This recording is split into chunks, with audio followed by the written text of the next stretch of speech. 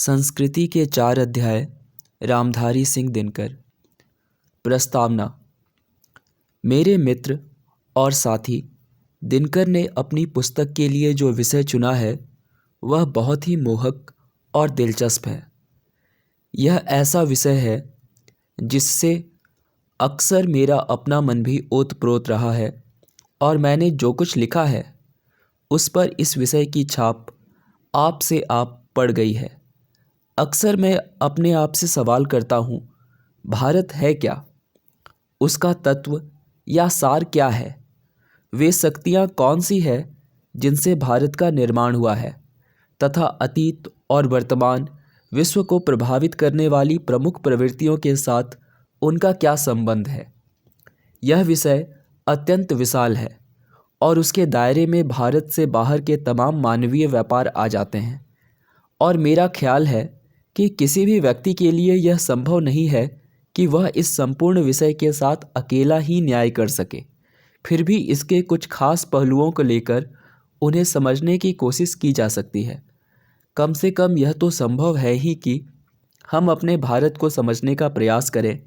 यद्यपि सारे संसार को अपने सामने न रखने पर भारत विषयक जो ज्ञान हम प्राप्त करेंगे वह अधूरा होगा।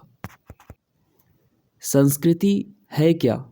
शब्दकोश उलटने पर इसकी अनेक परिभाषाएं मिलती है। एक बड़े लेखक का कहना है कि संसार भर में जो भी सर्वोत्तम बातें जानी या कही गई है उनसे अपने आप को परिचित करना संस्कृति है। एक दूसरी परिभाषा में यह कहा गया है कि संस्कृति शारीरिक या मानसिक शक्तियों का प्रशिक्षण, दृढ़ीकरण या विकास अथवा उससे उत्पन्न अवस्था है। यह मन, आचार अथवा रुचियों की परिष्कृति या शुद्धि है। यह सभ्यता का भीतर से प्रकाशित हो उठना है। इस अर्थ में संस्कृति कुछ ऐसी चीज का नाम हो जाता है जो बुनियादी और अंतर्राष्ट्रीय है। फिर संस्कृति के कुछ राष्ट्रीय पहलू भी होते हैं और इसमें कोई संदेह नहीं कि अनेक राष्ट्रों ने अपना कुछ विशिष्ट व्यक्तित्व तथा अपने भीतर कुछ खास ढंग के मौलिक गुण विकसित कर लिए हैं। इस नक्शे में भारत का स्थान कहाँ पर है? कुछ लोगों ने हिंदू संस्कृति, मुस्लिम संस्कृति और ईसाई संस्कृति की चर्चा की है। ये नाम मेरी समझ में नहीं आते।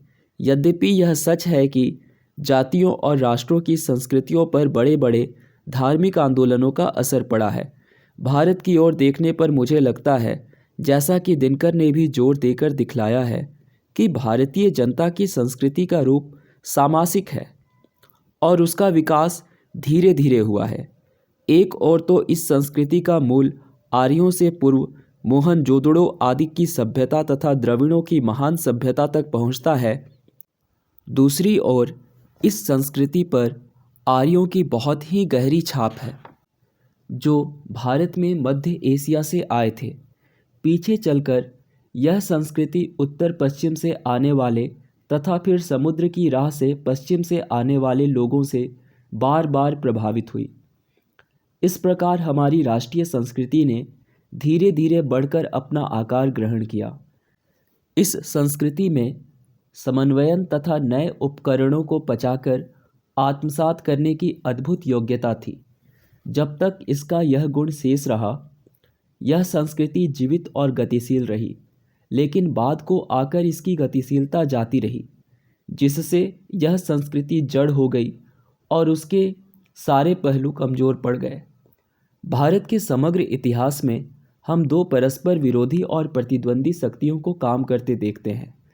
एक तो वह शक्ति है जो बाहरी उपकरणों को पचाकर समन्वय और सामंजस्य पैदा करने की कोशिश करती है, और दूसरी वह जो विभाजन को प्रोत्साहन देती है, जो एक बात को दूसरी से अलग करने की प्रवृत्ति को बढ़ाती है। इसी समस्या का एक भिन्न प्रसंग में हम आज भी मुकाबला कर रहे हैं। आज भी कितनी ही बलिष्ठ शक्तियां हैं जो केवल राजनीतिक ही नहीं, सांस्कृतिक एकता के लिए भी प्रयास कर रही है। लेकिन ऐसी ताकतें भी हैं जो जीवन में विच्छेद डालती है, जो मनुष्य मनुष्य के बीच भेदभाव को बढ़ावा देती है। अतएव आज हमारे सामने जो प्रश्न है वह केवल सैद्धांतिक नहीं है, उसका संबंध हमारे जीवन की सारी प्रक्रिया से है और उसके समुचित निदान और समाधान पर ही हमारा भविष्य निर्भर करता है। साधारणतः ऐसी समस्याओं को सुलझाने में नेतृत्व देने का काम मनीषी करते हैं, किंतु वे हमारे काम नहीं आए। उनमें से कुछ तो ऐसे हैं जो इस समस्या के स्वरूप को ही नहीं समझते। बाकी लोग हार मान बैठे हैं। वे विफलता बोध से पीड़ित तथा आत्मा के संकट से ग्रस्त हैं और वे जानते ही नहीं कि जिंदगी को किस दिशा की ओर मोड़ना ठीक होगा। बहुत से मनीषी मार्क्सवाद और उसकी शाखाओं की ओर आकृष्ट हुए और इसमें कोई संदेह नहीं कि मार्क्सवाद ने ऐतिहासिक विकास का विश्लेषण उपस्थित करके समस्याओं पर सोचने और समझने के काम में हमारी सहायता की, लेकिन आखिर को वह भी संकीर्ण मतवाद बन गया और जीवन की आर्थिक पद्धति के रूप में उसका चाहे जो भी महत्व हो, हमारी बुनियादी शंकाओं का समाधान निकालने में वह भी नाकामयाब है। यह मानना तो ठीक है कि आर्थिक उन्नति जीवन और प्रगति का बुनियादी आधार है, लेकिन जिंदगी वहीं तक खत्म नहीं होती। वह आर्थिक विकास से कहीं ऊंची चीज है। इतिहास के अंदर हम दो सिद्धांतों को काम करते देखते हैं।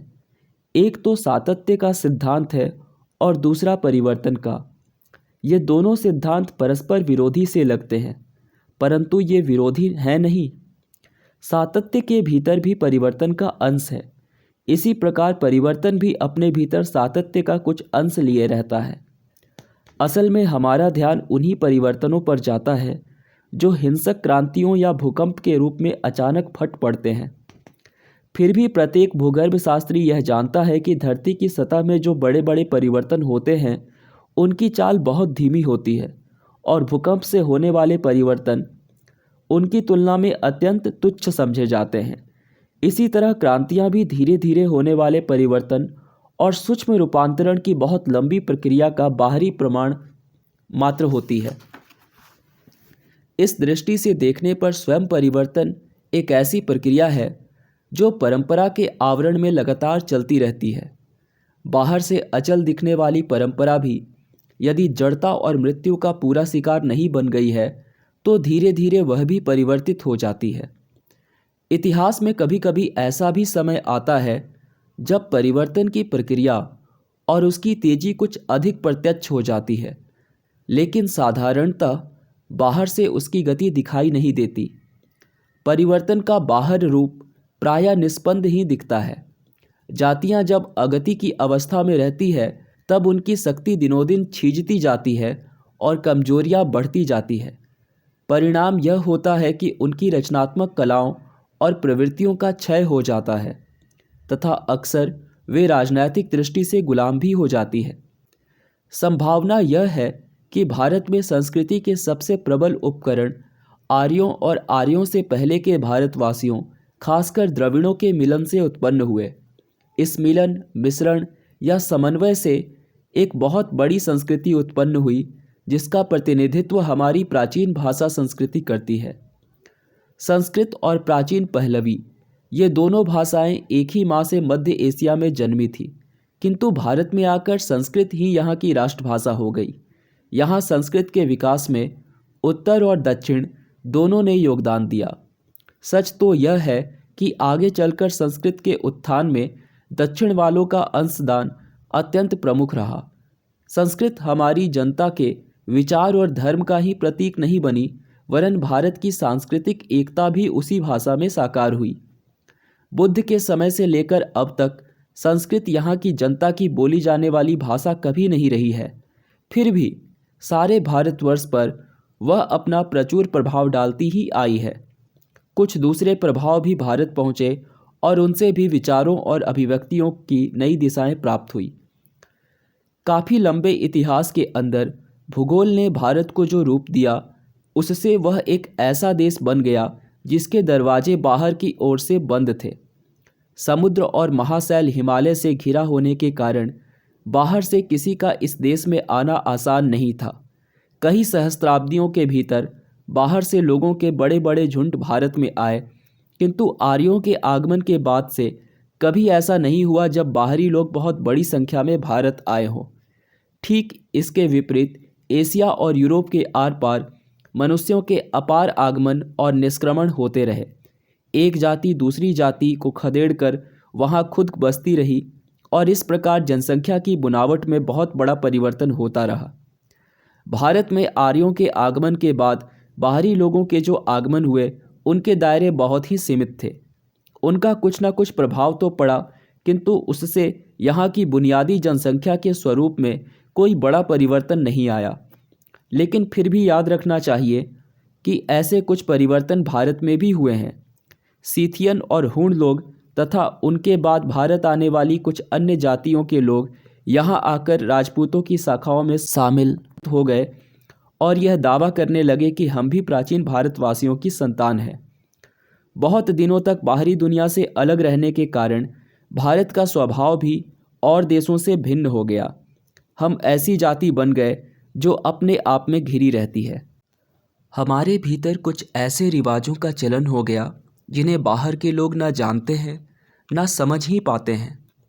जाति प्रथा के असंख्य रूप भारत के इसी विचित्र स्वभाव के उदाहरण हैं। किसी भी दूसरे देश के लोग यह नहीं जानते कि छुआछूत क्या चीज़ है तथा दूसरों के साथ खाने पीने या विवाह करने में जाति को लेकर किसी को क्या उज्र होना चाहिए। इन सब बातों को लेकर हमारी दृष्टि संकुचित हो गई। आज भी भारतवासियों को दूसरे लोगों से खुलकर मिलने में कठिनाई महसूस होती है। यही नहीं, जब भारतवासी भारत से बाहर जाते हैं तब वहाँ भी एक जाति के लोग दूसरी जाति के लोगों से अलग रहना चाहते हैं। हम में से बहुत लोग इन सारी बातों को स्वयं सिद्ध मानते हैं और हम यह समझ ही नहीं पाते कि इन बातों से दूसरे देश वालों को कितना आश्चर्य होता है, उनकी भावना को कैसी ठेस पहुंचती है। भारत में दोनों बातें एक साथ बढ़ी। एक ओर तो विचारों और सिद्धांतों में हमने अधिक से अधिक उदार और सहिष्णु होने का दावा किया, दूसरी ओर हमारे सामाजिक आचार अत्यंत संकीर्ण होते गए। यह फटा हुआ व्यक्तित्व, सिद्धांत और आचरण का यह विरोध आज तक हमारे साथ है और आज भी हम उसके विरुद्ध संघर्ष कर रहे हैं। कितनी विचित्र बात है कि अपनी दृष्टि की संकीर्णता, आदतों और रिवाजों की कमजोरियों को हम यह कहकर नज़रअंदाज कर देना चाहते हैं कि हमारे पूर्वज बड़े लोग थे और उनके बड़े बड़े विचार हमें विरासत में मिले हैं। लेकिन पूर्वजों से मिले हुए ज्ञान एवं हमारे आचरण में भारी विरोध है और जब तक हम इस विरोध की स्थिति को दूर नहीं करते, हमारा व्यक्तित्व फटा का फटा रह जाएगा। जिन दिनों जीवन अपेक्षाकृत अधिक गतिहीन था, उन दिनों सिद्धांत और आचरण का यह विरोध उतना उग्र नहीं दिखाई देता था। लेकिन ज्यों-ज्यों राजनैतिक और आर्थिक परिवर्तनों की रफ्तार तेज होती गई, इस विरोध की उग्रता भी अधिक से अधिक प्रत्यक्ष होती आई है। आज तो हम आणविक युग के दरवाजे पर खड़े हैं। इस युग की परिस्थितियां इतनी प्रबल है कि हमें अपने इस आंतरिक विरोध का शमन करना ही पड़ेगा और इस काम में हम कहीं असफल हो गए तो यह असफलता सारे राष्ट्र की पराजय होगी और हम उन अच्छाइयों को भी खो बैठेंगे जिन पर हम आज तक अभिमान करते आए हैं। जैसे हम बड़ी बड़ी राजनीतिक और आर्थिक समस्याओं का मुकाबला कर रहे हैं, वैसे ही हमें भारत के इस आध्यात्मिक संकट का भी सामना करना चाहिए। भारत में औद्योगिक क्रांति बड़ी तेज़ी से आ रही है और हम नाना रूपों में बदलते जा रहे हैं। राजनैतिक और आर्थिक परिवर्तनों का यह अनिवार्य परिणाम है कि उनसे सामाजिक परिवर्तन उत्पन्न होते हैं, अन्यथा समन्वय ना तो हमारे वैयक्तिक जीवन में रह सकता है न राष्ट्रीय जीवन में।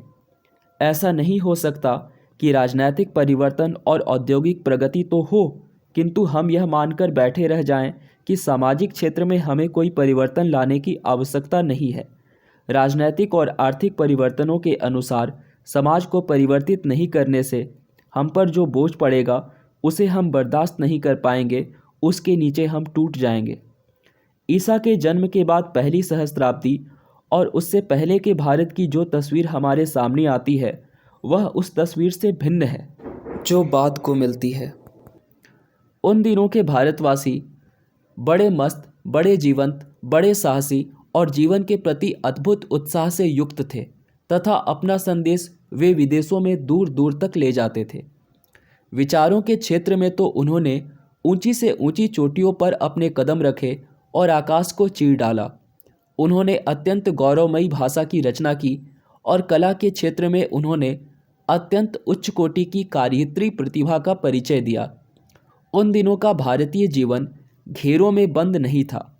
न तत्कालीन समाज में ही जड़ता या गतिहीनता की कोई बात थी। उस समय एक छोर से लेकर दूसरे छोर तक समग्र भारतवर्ष में सांस्कृतिक उत्साह भी लहरें ले रहा था। इसी समय दक्षिण भारतवर्ष के लोग दक्षिण पूर्व एशिया की ओर गए और वहां उन्होंने अपना उपनिवेश स्थापित किया। दक्षिण से ही बौद्ध मत का संदेश लेकर बोधि धर्म चीन पहुंचा। इस साहसिक जीवन की अभिव्यक्ति में उत्तर और दक्षिण दोनों एक थे और वे परस्पर एक दूसरे का पोषण भी करते थे।